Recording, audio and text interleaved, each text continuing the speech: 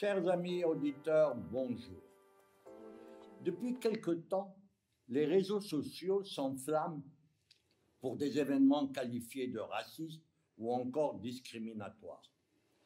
L'ennui, parti pour une noble cause, il ne vérifie pas la véracité des faits. Pris en main immédiatement par des groupuscules extrémistes et souvent eux-mêmes racistes et antisémites, les familles des dites victimes sont manipulées dans le seul but de s'attaquer à l'ordre établi. En France, le cas de Adama Traoré est exemplaire. Assad Traoré, la demi-sœur de Adam, s'est instituée la porte-parole du comité Vérité pour Adama.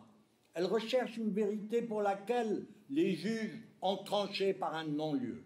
Figure de proue du dit comité, elle se bat depuis bientôt 4 ans pour que les gendarmes ayant procédé à son interpellation soient mis en examen, ce que les juges d'instruction n'ont pas considéré comme justifié. Elle a appris le décès d'Adama alors qu'elle se trouvait en Croatie.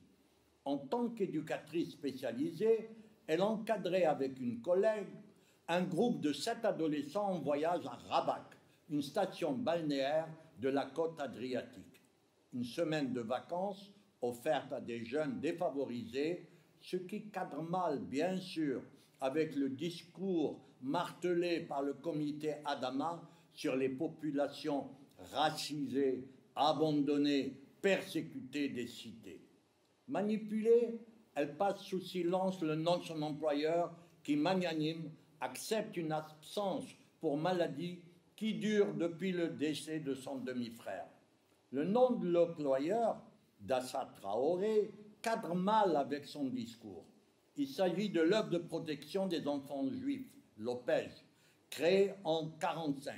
L'OPEJ, baron Edmond de Rothschild, est aujourd'hui un acteur social avec délégation du service public. Elle s'occupe de tous les enfants en difficulté, sans distinction de confession, et bénéficie du soutien généreux de la Fondation Rothschild. Assad Traoré a publié au Seuil, en mars 2017, un livre témoignage. À aucun moment, elle n'évoque ces détails. Elle est restée salariée de l'OPEJ. Son solde assure-t-elle jusqu'en décembre 2019. Elle a fait preuve durant ces 12 mois d'un allant formidable, enchaînant les meetings, les déplacements, les interviews.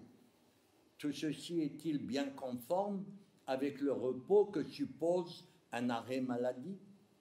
Assad Traoré n'aurait-elle pas plutôt bénéficié d'un arrêt de travail complaisamment prolongé? Quand on veut interpeller le monde, il faut avoir les fesses propres. À demain, si vous le voulez bien.